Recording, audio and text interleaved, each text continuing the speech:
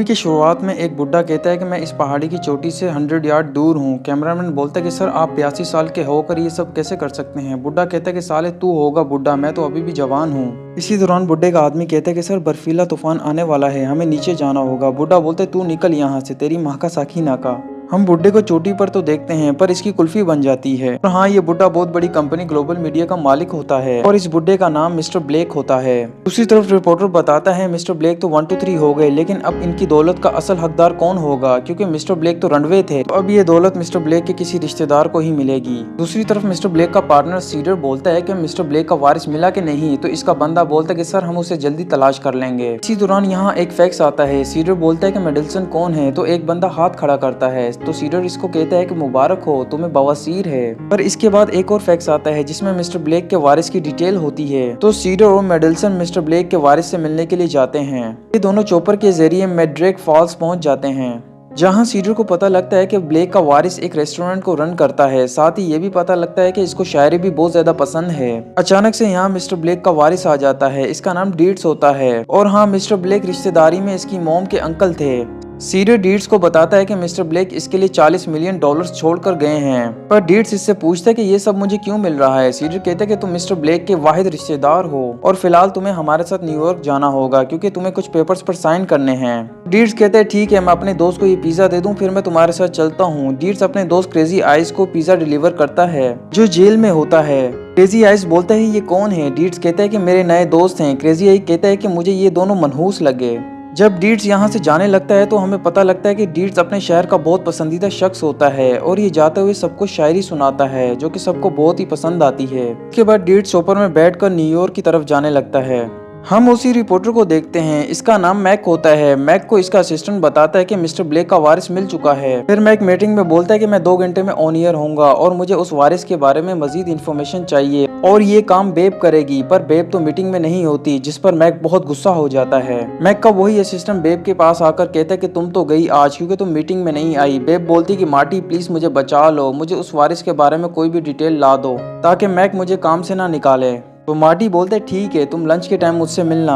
और यहाँ हमें यह भी पता लगता है कि मार्टी बेब के पीछे लगा हुआ है। चॉपर से उतर के डीड्स मेडल्सन से बात कर रहा होता है, तभी एक न्यूज रिपोर्टर इसकी पिक लेकर भाग जाता है। और इसी जगह हम मार्टी को भी देखते हैं जो कि डीड की जासूसी के लिए आया होता है। डीड्स बिल्डिंग में आता है तो एक सर्वेंट इसके सामने आ जाता है और बोलता है कि सर मैं एमिलियो हूँ, आपका सर्वेंट।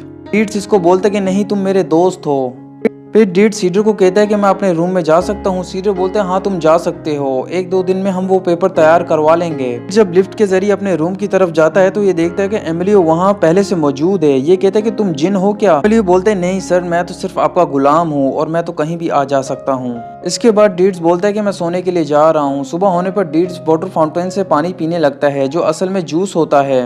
एमिलियो एकदम से यहाँ आकर डीड्स को डरा देता है। एमिलियो बोलता है सर मैं आपके मोजे तब्दील कर दूं, तो डीड्स बोलते हैं नहीं इसकी जरूरत नहीं है, मैं अपने काम खुद ही करता हूँ। साथ ही डीड्स इसको बताता है कि बचपन में इसका पैर फ्रोस्टबाइट की वजह से काला हो गया था। ये इसको वो पैर भी दिखाता है और कहता है कि मुझे इस पैर पर कुछ भी महसूस नहीं होता। हम बेब और मार्टी को देखते हैं, ये डीड्स को फंसाने के लिए प्लान बना रहे होते हैं। फिर डीड्स देखता है कि एक लड़की को कोई तंग कर रहा है। डीड्स मार्टी को पीछे से जाकर पकड़ता है और इसको बहुत ज्यादा मारता है। फिर ये बेब के पास आ जाता है। डीड्स इसको बोलते कि आपको हॉस्पिटल जाना चाहिए। ये बोलती कि नहीं बस मुझे सहारे की जरूरत है, मैं ठीक हो जाऊंगी। ये डीड्स को अपना नाम पैम बताती है, फिर डीड्स इसको अपना नाम बताता है। इसके बाद ये दोनों रेस्टोरेंट में आ जाते हैं जहाँ बेब इससे पूछती है कि तुम न्यूयॉर्क क्यों आए हो। डीड्स बोलता है कि मिस्टर ब्लेक मेरे रिश्तेदार हैं और इनकी $40 बिलियन की जायदाद मेरे नाम पर है और इसी वजह से मैं यहाँ आया हूँ। बेब इसको बोलती है कि रुको मैं फ्रेश होकर आई। और हम देखते हैं कि बेब ने अपने कपड़ों में कैमरा छुपाया होता है। डीड्स को एक बंदा मिलता है जो कोई मशहूर शख्सियत होता है। ये डीड्स और बेब को बोलता है कि आए मैं आपको न्यूयॉर्क की मजेदार जगहों पर ले जाऊं। सुबह डीड्स की आंख खुलती है तो इसके सर में दर्द हो रहा होता है। एमिलियो इसको मेडिसिन देता है। डीड्स बेब का पूछता है तो एमिलियो बोलता है कि हमने उनको उनके घर पर ड्रॉप करवा दिया था। अचानक से यहाँ सीडर आकर टीवी ऑन करता है जिसमें डीड्स की सारी उल्टी हरकतें दिखाई जा रही होती हैं। डीड्स इसको बोलता है कि ये किसने शूट किया।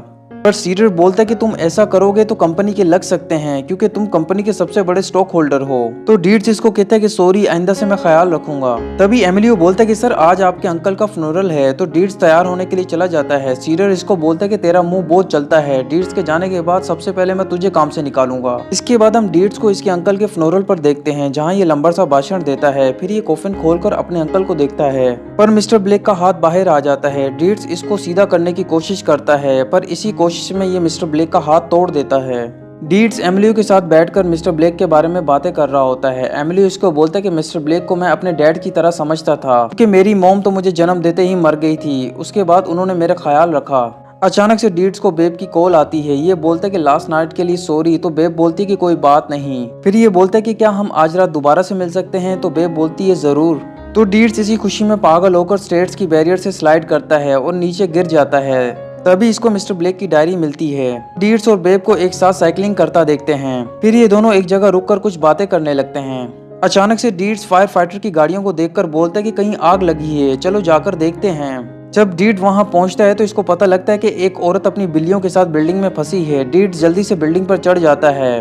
फिर ये उस औरत के पास पहुंच जाता है तो ये औरत बोलती है कि मेरी 7 बिल्लियां हैं, पहले उनको बचाओ। तो डीड्स ऐसा ही करता है और बारी बारी से एक एक बिल्ली को नीचे फेंकता जाता है और आखिर में ये औरत के साथ जंप करता है। दोनों सही सलामत नीचे आ जाते हैं। बेब की शूट की हुई इसी वीडियो को मैक उल्टा बनाकर अवाम को दिखाता है। बेब इसको बोलती है कि तुम सब कुछ उल्टा क्यों बता रहे हो, डीड्स ने तो उस औरत और उसकी बिल्लियों की जान बचाई थी। मैक इसको बोलता है कि ये सब छोड़ो, बस तुम अपने काम पर ध्यान रखो। फिर मार्टी बोलता है कि बेब तुम उसको अच्छा मत समझो, उसने देखो मेरा क्या हाल कर दिया। सीडर और डीड्स गेम खेल रहे होते हैं। डीड्स बोलता है कि अंकल को ये गेम बहुत पसंद था। सीडर बोलता है कि तुम्हें ये कैसे पता। ये बोलता है कि मैंने उनकी डायरी में पढ़ा था।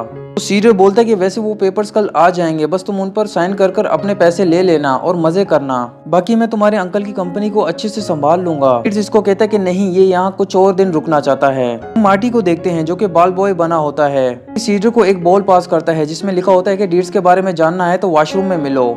सीडर इसके पास जाता है और कहता है कि तुम कौन हो। ये बोलता है कि मैं इनसाइड एक्सेस में काम करता हूँ और डीड को यहाँ से भगाने का बहुत अच्छा आइडिया है मेरे पास। डीड जब बेब को घर ड्रॉप करने लगता है तो ये बोलती है कि तुम अपने घर वापस चले जाओ, अपने पैसे लेकर वहाँ जाकर एंजॉय करो ताकि तुम्हें कोई हर्ट ना कर सके। लेकिन डीड्स बेब को एक कार्ड देता है जिसमें इसके लिए शायरी लिखी होती है, जिसको बेब पढ़कर बहुत ज्यादा इमोशनल हो जाती है और ये डीड्स को गले लगा लेती है। फिर ये रोते हुए अपने घर में चले जाती है क्योंकि ये डीड्स जैसे अच्छे इंसान को धोखा दे रही होती है। अगले दिन बेब मैक को कहती है कि मैं इसको सब कुछ सच बता दूंगी। तो मैक इसको बोलता है कि बकवास मत करो। बेब बोलती है कि वो बहुत अच्छा इंसान है और मैं उससे प्यार करती हूँ। मैक बोलता है कि ठीक है, मैं तुम्हें बहुत मिस करूंगा। दूसरी तरफ डीड्स बेब को प्रपोज करने की तैयारी करने लगता है। इसी दौरान यहाँ सीडर आ जाता है। सीडर इसको बोलता है कि 10 बज गए हैं, चलो न्यूज देखते हैं। तो मार्टी इनसाइड एक्सेस का चैनल लगाता है जिसमें डीड्स को पता लगता है कि पैम का असल नाम बेब होता है और ये इसकी जासूसी कर रही थी। तभी यहाँ बेब आ जाती है। डीड्स को कहती है कि तुम्हें आज मैं सब सच बताने वाली थी, लेकिन डीड्स टूट जाता है। ये वापस अपने घर जाने लगता है। तो सीडर बोलता है कि वो पेपर्स तैयार हैं, तुम साइन करके अपने पैसे ले जाओ। डीड्स बोलता है कि मुझे वो पैसे नहीं चाहिए, तुम किसी को डोनेट कर देना।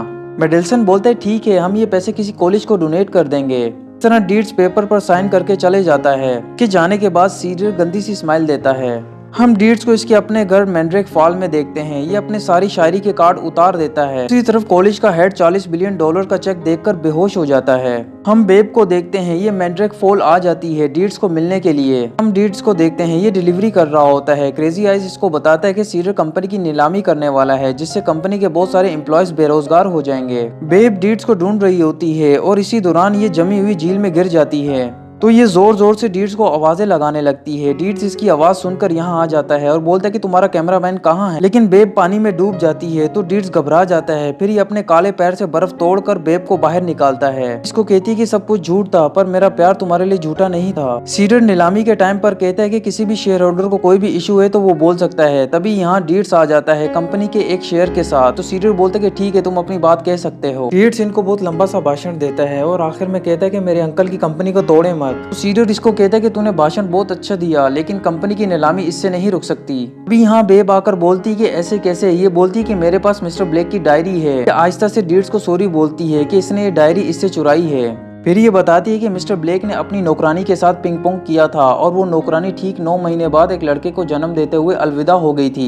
वो लड़का 23 जनवरी 1958 में पैदा हुआ था। अचानक से एमिली बोलता है ये तो मेरी डेट ऑफ बर्थ है और कहता है कि मतलब मैं कंपनी का असल वारिस हूँ। पीटर बोलता है ये कैसे हो सकता है, ये सब कुछ झूठ है। एमिली बोलता है कि इस बावले को यहाँ से ले जाओ। फिर बेब डीड्स के पास जाती है और अपने बारे में सब सच बताती है और इसको कहती है कि मैं तुमसे बहुत प्यार करती हूँ। एमिली डीड्स को कहता है कि शुक्रिया दोस्त, ये सब कुछ तुम्हारी वजह से मुमकिन हुआ और मेरी तरफ से तुम्हें $1 मिलियन। इसके बाद हम देखते हैं कि डीड्स की एक शायरी बहुत पॉपुलर हो जाती है जो इसने बेब को सुनाई थी। डीड्स ने $1 मिलियन से अपने सारे दोस्तों के लिए कारें खरीदी होती हैं। क्रेजी आइज कार में बैठकर कहता है कि स्कूटर चलाने का अपना ही मजा है।